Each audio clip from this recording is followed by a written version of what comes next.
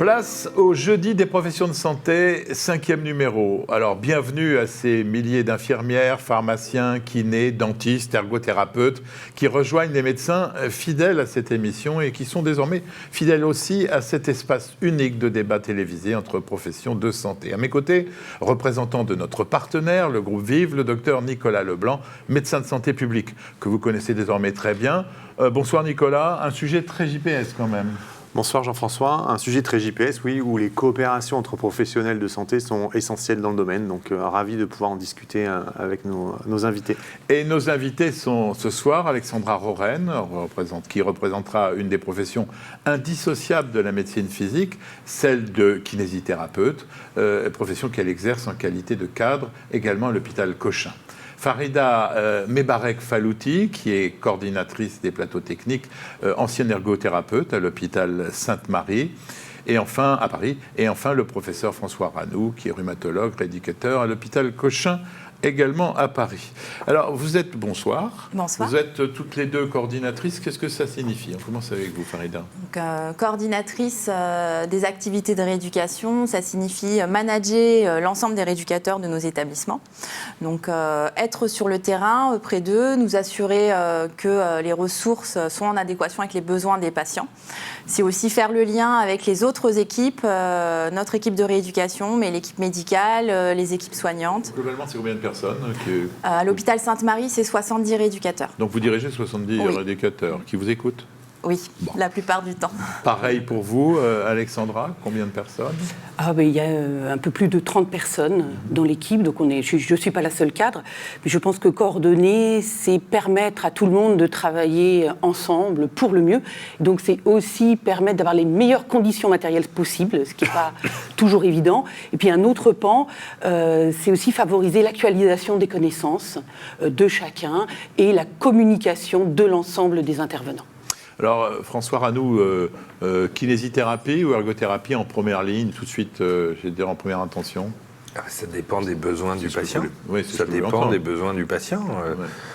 Ces deux métiers différents, ils sont parfois difficiles. Autant la kinésithérapie, souvent, que ce soit les médecins ou les patients, ils savent à peu près ce que c'est. L'ergothérapie, moins, mais ce que j'ai dit tout à l'heure, pour l'amener, c'est vraiment l'interaction avec l'environnement, le membre supérieur beaucoup. Il y a aussi un certain nombre d'ergothérapeutes qui ont parfois plusieurs spécialités de rééducateurs. Donc voilà, ouais. Mais c'est deux choses bien différentes. Alexandra, vous avez l'impression d'être considérée à la hauteur de ce que vous pouvez apporter dans les services hospitaliers? Alors je suppose que la question ne s'adresse pas à moi personnellement. Non, donc les kinésithérapeutes, alors je pense qu'ils souffrent d'un déficit de reconnaissance. Mais avant tout, je pense que c'est un déficit de connaissance. C'est-à-dire qu'à part dans des services spécialisés où il y a des médecins de rééducation, donc, dont c'est la spécialité, dans les services où le rôle du kinésithérapeute est moins bien identifié, on ne voit pas très bien qui c'est et on ne voit pas très bien ce qu'on peut lui demander.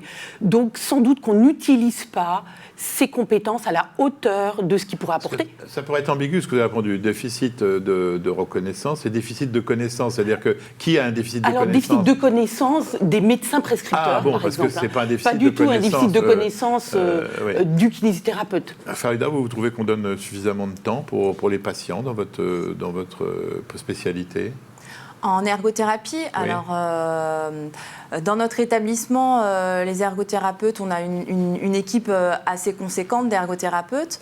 Maintenant, je pense qu'on pourrait faire plus pour les patients. La kinésithérapie, elle est systématique pour les patients. Tous les jours, à l'hôpital, les patients ont une séance de kinésithérapie. Donc, je travaille dans un établissement SSR. Ce n'est pas le cas pour l'ergothérapie. François, je pose des questions à nos deux invités, c'est normal, mais vous avez le droit de temps en temps de dire si vous n'êtes pas d'accord ou pas d'accord. Jusque-là, je suis d'accord. Jusqu'ici, vous êtes paisible. Avec tout. Nicolas. Alexandra, la kinésithérapie, on vous en avait parlé, à l'hôpital mériterait d'être mieux connue et reconnue, notamment dans les services en dehors de la MPR. Qu'en est-il de la kinésithérapie en ville ? Alors la kinésithérapie en ville, je pense qu'elle est bien mieux identifiée par les patients. Par les médecins traitants ? par le médecin traitant, et encore, je ne suis pas tout à fait sûre qu'il y a des prescriptions, par exemple, qui paraissent pas tout à fait adaptées, où il y a juste rééducation du membre supérieur. Là, je pense que le kinésithérapeute manque un petit peu d'informations. Donc, il y a des liens à renforcer, et des liens aussi ville-hôpital. Je pense que c'est ça le grand enjeu pour les années à venir. La prescription faite comme ça, de façon schématique, la faute, c'est quand même François Ranoux. Alors, c'est pas votre faute, vous, mais ce que vous transmettez, non? Bien sûr, mais moi je le dis dans mes topos, régulièrement je le dis. C'est de la faute. La prescription de la rééducation, et la rééducation d'une manière générale, n'est quasiment pas enseignée. Hein. Mais des domaines comme ça en médecine, il y en a plein. Hein. Oui, bon, enfin bon, c'est pas une raison. Non, mais c'est pas bien. Mais c'est pas bien. Mais c'est pas bien. Pourquoi? Parce que c'est pris. C'est manque de temps. Non, c'est pris comme quelque chose d'accessoire et pas si important que ça, quoi.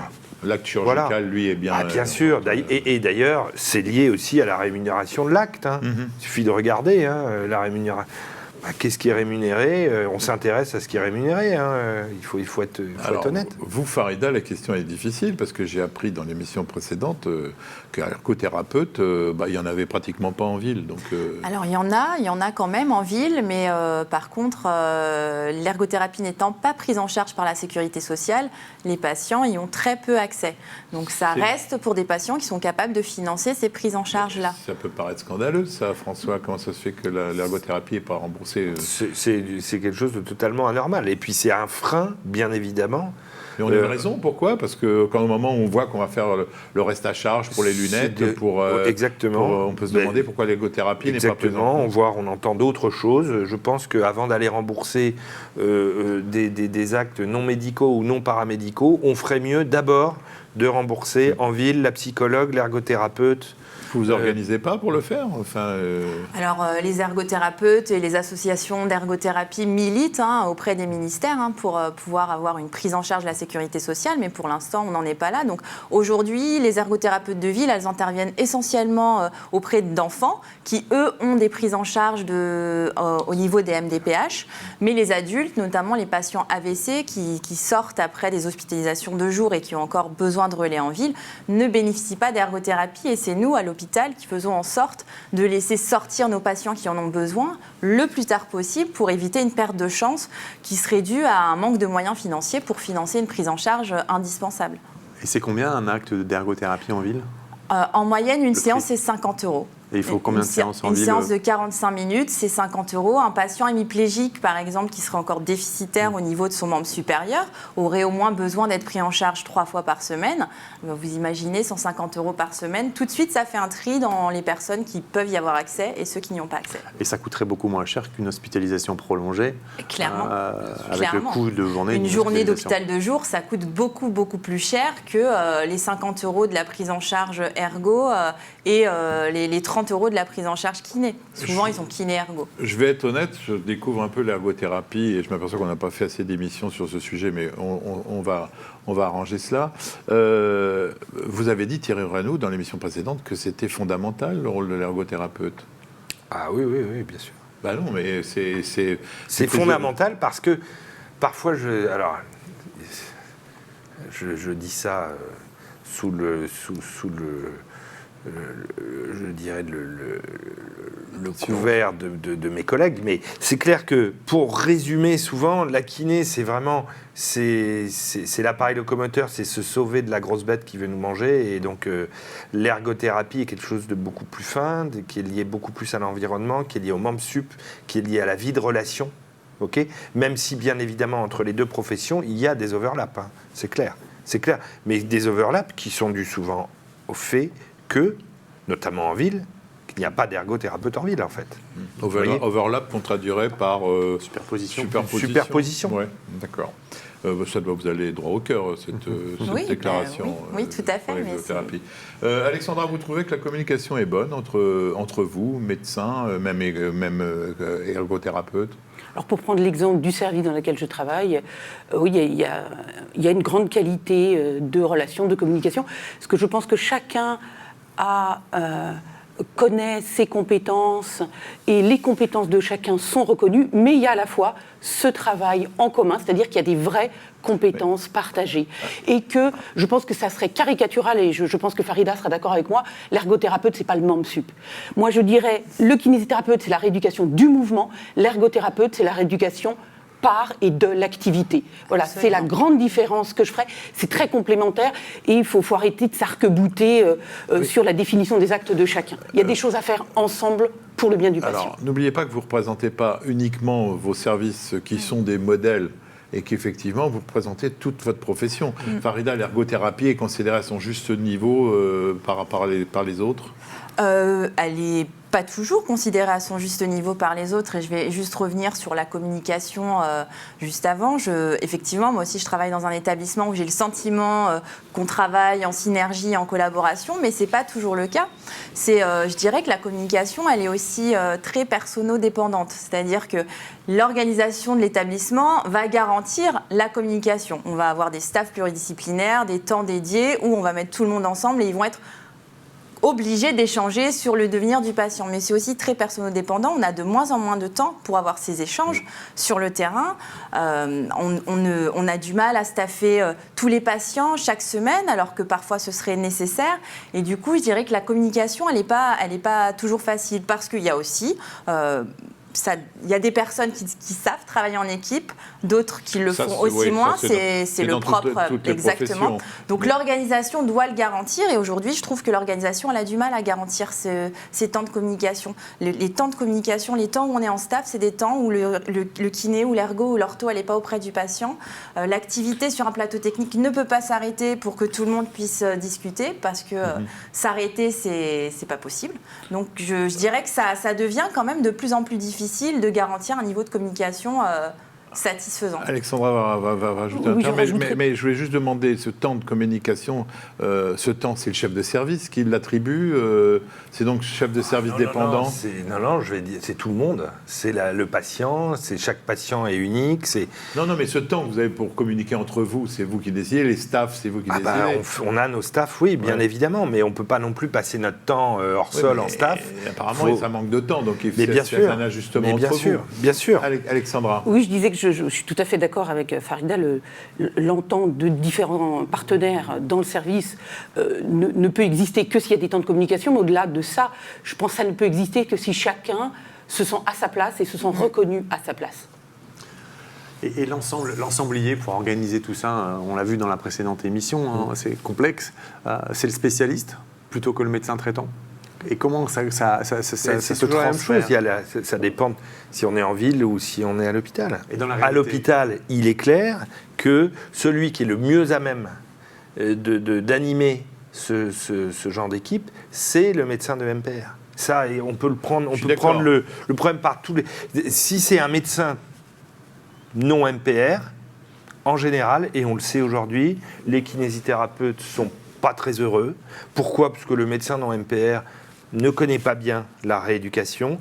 Il faut être honnête, en général, n'a pas une haute idée de cette prise en charge. C'est des médecins très pharmaco, le médicament, l'infirmière, le patient, point à la ligne, c'est tout. Vous voyez ? Et donc, le médecin de MPR, il est entre les médecins d'organes et les rééducateurs. Mais je pense qu'il est très à même, justement, de défendre ce genre de structure pluridisciplinaire. Tout passe par vous, ou alors, par exemple, vous, Farida, dans le métier d'ergothérapeute, vous avez, sur un malade qui est passé à l'hôpital, vous avez parfois des contacts avec un ergothérapeute de ville ou le médecin traitant de ce malade. Alors, on travaille sur prescription médicale, donc il y a forcément une prescription, même en ville, on a une prescription médicale. Ça arrive qu'on ait des contacts avec des ergothérapeutes de ville, mais vraiment très rarement. Quand on a des patients qui ont été vus, c'est souvent parce qu'il y a eu une visite à domicile et le patient est hospitalisé pour un problème, on peut avoir le contact avec l'ergothérapeute, mais on a rarement contact, honnêtement, on a rarement contact avec la ville. Mais le médecin de ville qui sort de votre institution, vous l'avez parfois au téléphone ? Non. Jamais. Non. Et alors, on a dit tout à l'heure dans le reportage que c'est l'ergothérapeute qui va visiter le domicile de la personne. Oui.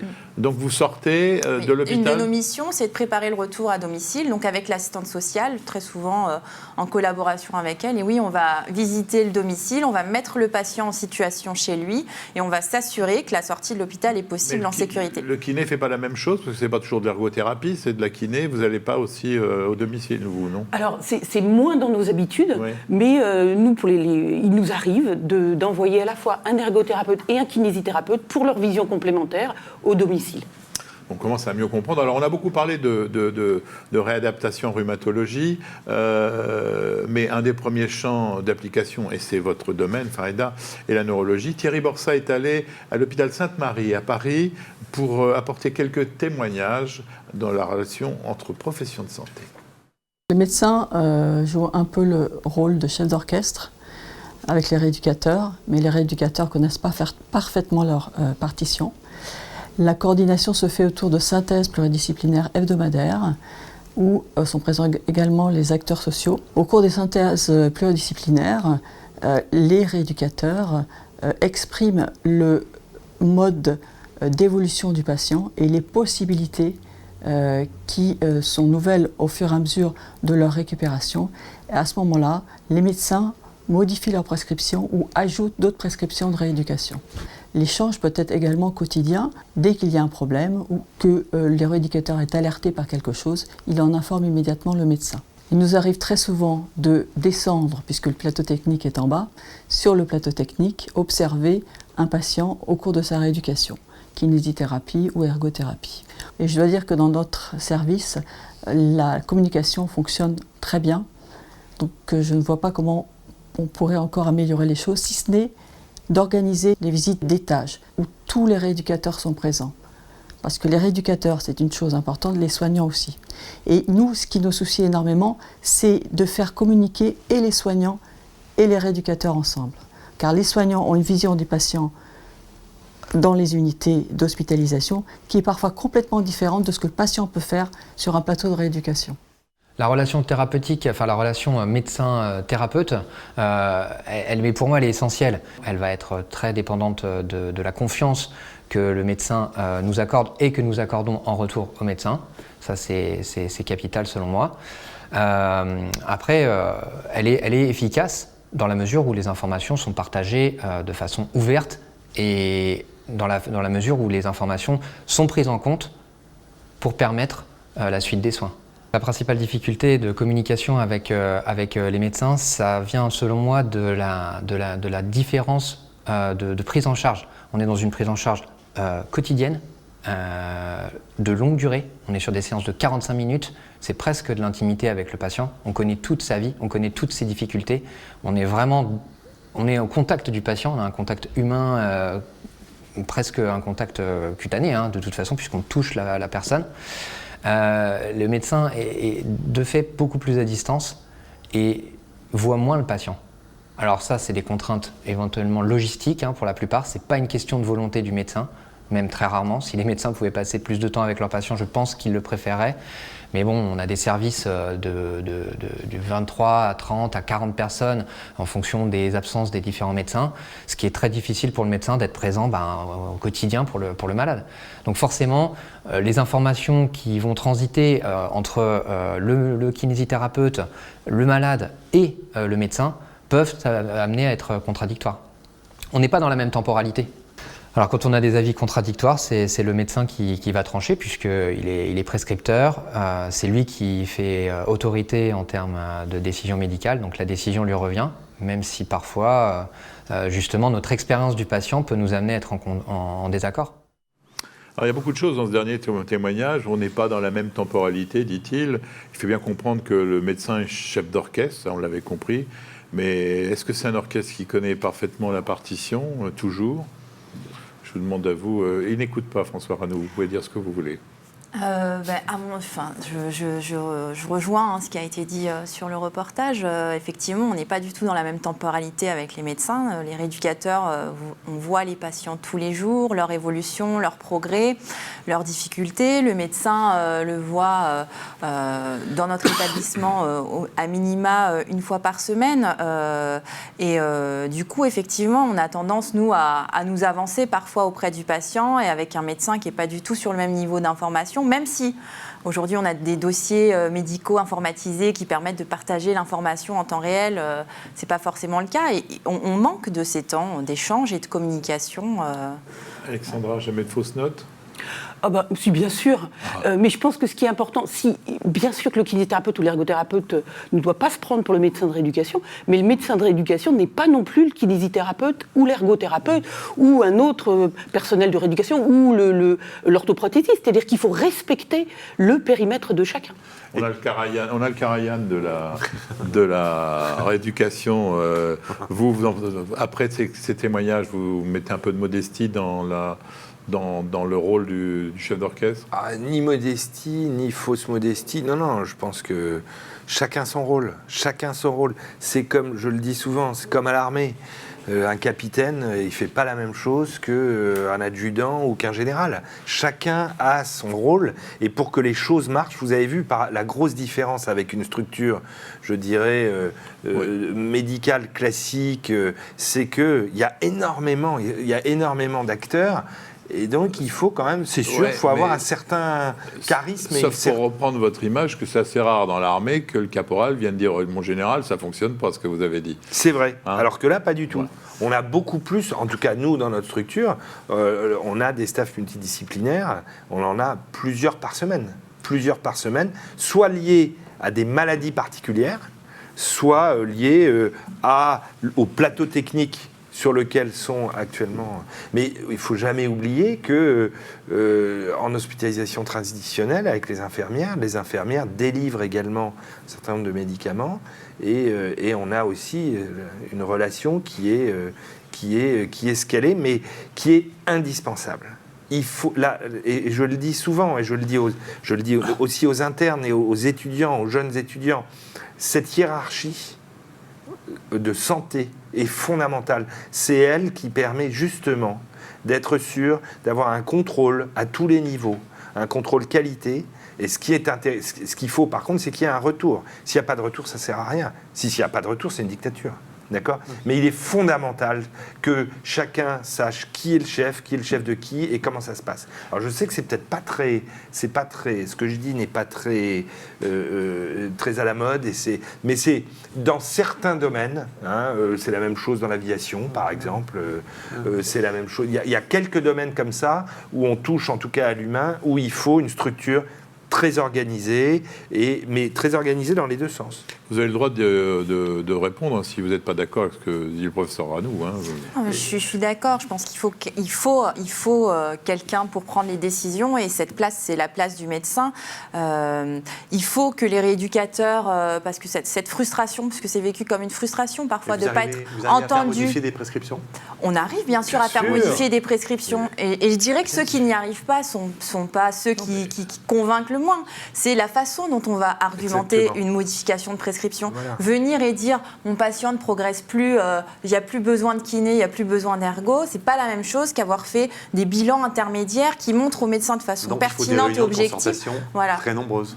Et de l'évaluation. L'évaluation pertinente et objective. Vous arrivez à me faire modifier ce que fait le professeur Ranou. Je ne parle pas à vous, professeur Ranou, je parle à Alexandra. Non, mais bien sûr, il allait répondre. Pas pour le fait de faire modifier, bien sûr. Mais je pense que, alors ça demanderait un débat un peu plus long, mais c'est compliqué en plus le contenu d'une prescription, le contenu idéal d'une prescription.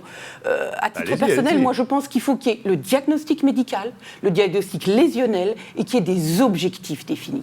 Par contre, Ce n'est pas aux médecins de choisir les techniques qui doivent être utilisées. Voilà, c'est pour ça que je parlais du périmètre de chacun. Ça ne peut fonctionner, cette organisation, qui est bien sûr hiérarchisée, que si le périmètre de chacun est respecté. Mais ce que vous dites est évidemment intelligent, je suppose que vous êtes d'accord, mais est-ce que ça se passe comme ça en dehors de services qui ont beaucoup réfléchi? Est-ce qu'il y a cette espèce d'expérience, de connivence qui est remise sur la prescription? On voit absolument de tout. Je vous dis, ça va du rééducation du membre supérieur, quelquefois il n'y a même pas le côté, voilà, jusqu'à 10 contractions du quadriceps en course. Voilà, la caricature existe aux deux bouts de la chaîne. Il faut arriver à trouver maintenant le bon dosage. Mais c'est compliqué de définir, parce que je crois aussi qu'il y a un problème de réglementation. Voilà, c'est compliqué de définir le contenu idéal de la prescription qui laisse à chacun... Pourquoi de réglementation ? Je crois qu'il y a un problème de délivrer le diagnostic qui doit être pas dans la prescription, mais dans une lettre accompagnante. Confidentialité, quoi. Oui, mais enfin, confidentialité. Voilà, s'il faut faire une lettre... Oui, faire une lettre, ça prend du temps. C'est jamais fait. Mais ah oui, à ce point-là, oui. C'est jamais fait. C'est jamais fait. Et comment vous intégrez l'assistante sociale dans le processus, à un moment donné? Est-ce qu'il y a vous avez l'habitude de le faire? Et à quel moment la prescription obligatoire? Elle est indispensable. Et dès l'entrée du patient. Dès l'entrée du patient, on est le premier jour, on est capable de savoir si, d'avoir une idée de l'évolution du patient. Et parfois, on sait d'emblée que le retour à domicile va être très compliqué, voire impossible. Et donc, on va devoir faire intervenir l'assistante sociale le plus tôt possible pour pouvoir trouver des solutions pour le patient. Donc, on travaille avec elle dès l'entrée du patient. Alors, vous nous dites depuis déjà quelques minutes que c'est vraiment l'excellence du travail d'équipe qui apporte la qualité du soin. Tout ça, le travail d'équipe, c'est de l'expérience. Est-ce qu'elle est fondamentale? Est-ce que des équipes trop jeunes ou trop peu d'expérience commune seraient facteurs de non-qualité? Comment vous voyez cette nécessité d'expérience? Je pense qu'en faveur de la qualité d'une équipe, c'est qu'il y ait des gens, effectivement, des gens qui sont jeunes diplômés, des gens qui viennent du libéral pour les structures hospitalières. Je crois que ça, c'est vraiment une chance. C'est des choses à développer. Des gens qui sont en CDD, qui restent pour un temps, qui sont quelquefois en exercice mixte et libéral et salarié à l'hôpital. Voilà, ça c'est... Chacun a apporté son expérience, et puis des gens qui sont un peu les références, c'est-à-dire qui sont là depuis longtemps, qui connaissent bien toutes les arcanes du fonctionnement. Je pense que plus l'équipe est mixte, plus l'équipe regroupe des profils très différents, bien sûr mieux c'est. Alors, vous avez vu dans le reportage que le témoignage du médecin qui disait qu'il n'y avait pas grand-chose à améliorer. Bon, j'ai trouvé qu'elle était pas mécontente d'elle. Elle parle d'une visite d'étage. C'est quoi une visite d'étage ? Alors la visite, c'est le moment où le médecin passe avec les soignants et le cadre de soins dans chaque chambre, faire le point de façon hebdomadaire. Exactement, c'est la visite. Ah non, je pensais qu'une visite d'étage, c'était quelque chose... Non, c'est juste faire la visite. Bon, la visite classique, vous la faites, François, accompagné de toutes les ergothérapeutes, kinésithérapeutes. Oui, on est une quinzaine. Ah oui, ça prend du temps, ça. Ça prend du temps. Bon, moi, j'ai me souvenir de visites qui n'étaient pas très utiles. Il fallait être là pour faire plaisir aux professeurs, mais vous êtes... c'est pas vous que je pose la question, alors, c'est ceux qui... Vous, je comprends bien que la visite est un moment essentiel, vous êtes le patron. Mais est-ce que vous avez... Nous, les rééducateurs, on ne participe pas à la visite dans notre établissement. Par exemple. Et vous? Non, nous, c'est le cas. Alors, pas tous, bien sûr, mais il y a un des kinés, un des ergothérapeutes. Il y a un dialogue au pied de lit du malade ou après? Alors, il y a un dialogue après, mais c'est surtout au lit du malade. Mais c'est surtout un moment de formation. C'est aussi un moment de formation pour les paramédicaux. C'est-à-dire que puisque c'est une formation des jeunes médecins et des futurs médecins, eh bien on va jusqu'au bout de comment a été établi le diagnostic, à partir des examens radiologiques, etc. Donc c'est bien sûr un moment d'échange d'informations, comment ça se passe en rééducation, etc., mais aussi un moment d'apprentissage, de formation. Prenez pas toutes les deux une demi-heure pour me le dire, mais il y aurait des choses à améliorer. Si je vous demande, on commence par vous, Farida. Globalement, hein, pas dans votre service, mais dans la perception du métier d'ergothérapeute. Dans la perception du métier d'ergothérapeute, déjà, ce serait de continuer à promouvoir ce métier qui est effectivement encore méconnu. On connaît l'ergothérapie quand on y a été confronté ou quand un membre de notre famille a été confronté. Mais vous avez un problème de recrutement ou pas? De recrutement d'ergothérapeutes? Non. Actuellement, non. Okay. Non. Et si vous aviez quelque chose à améliorer en disant, la prise en charge des soins par la sécurité sociale d'ergothérapie. Alexandra? Moi, je pense que là, on est à un moment important des professions paramédicales avec ce parcours d'universitarisation et que si on se doit saisir de quelque chose, c'est sans doute des techniques basées sur les preuves, c'est-à-dire de progresser dans la recherche académique et que ça va permettre d'offrir de nouvelles perspectives de carrière aux kinésithérapeutes, aux ergothérapeutes, de nouvelles perspectives pour rester à l'hôpital, pour ne pas faire que du soin, mais faire aussi de la recherche. Alors le kiné dans le reportage évoque une certaine suffisance liée au diplôme de médecin, on peut le considérer comme ça, en disant que parfois ça se passe que dans un sens. Qu'est-ce que vous diriez, vous, alors pas dans votre service si j'ai bien compris, mais à vos collègues pour qu'ils fassent passer la communication, la coopération professionnelle, et même question, un professeur à nous, y a-t-il des choses à améliorer La suffisance du médecin par rapport...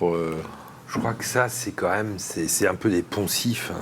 Vous avez vu, vous avez vu en ville, les généralistes et les kinés, ils ont quand même des vies assez similaires. Hein. Ils ont énormément de patients, énormément de demandes.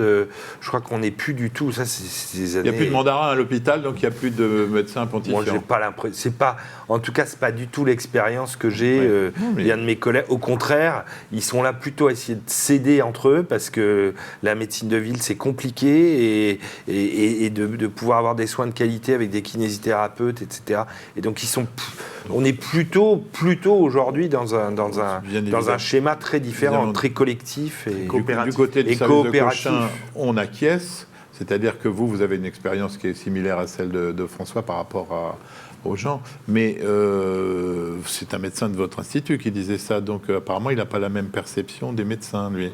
Le kinésithérapeute, oui, effectivement. Enfin, on n'a pas les rééducateurs de mon établissement n'ont pas toujours le sentiment de travailler dans une grande coopération et d'avoir une grande écoute. En tout cas, en fait, je dirais que c'est pas l'écoute parce que je pense que l'écoute ils l'ont. Ils souffrent de parfois avoir un médecin qui va à l'encontre de ce que lui est en train de dire. Et c'est tout de suite vécu comme la sensation de ne pas être reconnu dans son métier, dans son expertise. Et le médecin, par son statut de médecin, qui est le chef d'orchestre et celui qui prend la décision, son avis prévaut sur le sien. Et je pense que c'est des difficultés de communication et d'argumentation et de compréhension de la décision et du point de vue de chacun. C'est plus du management que de l'organisation. Exactement. Ouais, je comprends ça, François. Vous, évidemment, on connaît votre façon de fonctionner, mais on ne peut pas tirer des généralités de votre service. Non, mais par contre, quand il y a des services qui fonctionnent et qu'il y a justement une interrelation qui est importante, qui est majeure, parce que je pense que tout vient de là. Vous l'avez dit tout à l'heure, vous dites les rééducateurs, ils ne participent pas à la visite. Moi, c'est un truc qui me paraît délirant que l'ergo qui s'occupe du patient soit pas là et qu'on puisse pas moi les externes et les internes ils sont là pour réciter leurs cours hein. C'est ça en fait hein. Il faut être honnête avec les ergos et les kinés, c'est pas du tout la même chose. C'est le traitement. Comment va le traitement? Ça m'aurait peut-être plus intéressé la visite si ça avait été le cas. Mais exactement, je pense. Voilà, Alexandra. Alors, je pense que les mandarins ont quand même tendance à disparaître effectivement parce que ça y est, on est rentré dans un autre temps qui leur est plus favorable. Maintenant, c'est très personne dépendante. Et je pense que c'est très, pour les services, c'est très chef de service dépendance. À moi qui ai une longue carrière hospitalière, si le chef de service montre du respect, les médecins qui travaillent avec lui montreront du respect et que je pense que ça dépend aussi de l'environnement du service de rééducation et du médecin. Si le médecin a une place, un rôle reconnu au sein de son environnement hospitalier, il y aura beaucoup moins de difficultés. Chacun son rôle et sa place. Mais là, on rentre dans la vraie vie, mais on peut imaginer que les nouveaux chefs de service comme vous prennent ça en compte et l'enseignent. Bah oui, quoi. Et puis ça me... Oui, non, que ça vous paraisse évident, mais comme à l'époque des mandarins, il y avait des gens qui disaient non, moi je suis pas un mandarin, mais on a tous connu des services hospitaliers qui n'étaient pas dans... Oui, mais je pense que la grosse différence par rapport à il y a quelques années, c'est qu'on arrive à montrer que dans ces structures, ça marche, quoi. Et que les gens sont heureux d'y être. Il y a plein de structures mais vous avez 50% des postes de rééducateurs qui ne sont pas pris. Il faut se poser des questions quand même. Pourquoi Parce que, alors qu'il y en a des rééducateurs, il y en a sur le marché. Donc il faut se poser les bonnes questions. Pourquoi? Et je pense qu'un des arguments majeurs, c'est que la structure, ils ne sont pas bien dans la structure. Et donc il faut que la structure, elle soit façonnée par tout le monde et pour tout le monde. Et pas que pour le médecin ou que pour le malade. Alors, les médecins, on l'a vu, on l'a évoqué tout à l'heure, sont-ils, à votre avis, suffisamment précis dans votre expérience, je ne reviens pas uniquement sur votre expérience actuelle. Sont-ils suffisamment précis dans leur prescription? Est-ce que vous êtes souvent amené à reformuler les choses, à être dans une interaction un peu approfondie pour pouvoir avoir une pratique adaptée? Je pense que le médecin n'est pas forcément là pour nous dire exactement ce qu'on doit faire. On est formé dans nos études, on nous apprend. Donc c'est un dialogue, ce que vous dites. C'est un dialogue et on nous apprend à poser un diagnostic, Ouais. diagnostic kiné, un diagnostic ergo, où on va élaborer nos objectifs. Le médecin va nous donner les grands axes. C'est lui qui va nous fixer la stratégie. Maintenant, les moyens et nos objectifs, c'est à nous de les définir avec nos évaluations et à nous de les expliquer à notre patient et obtenir son adhésion. Écoutez, le temps passe de façon formidable avec vous, mais on arrive à la fin de l'émission. On n'a pas parlé d'argent, on a compris que c'était un problème chez les ergothérapeutes beaucoup, moins peut-être chez les kinésithérapeutes. Ça intervient sans doute dans le manque d'attractivité, même si c'est absolument pas le seul élément, mais ça intervient sans doute dans le manque d'attractivité de l'hôpital pour les kinésithérapeutes. Alors, le niveau de salaire, bien sûr. Apparemment, il n'y a pas le même manque d'attractivité, parce que Farida nous dit que des ergothérapeutes, vous n'avez pas de crise de recrutement. Mais vous avez une crise de recrutement au niveau des orthophonistes, au niveau des kinés.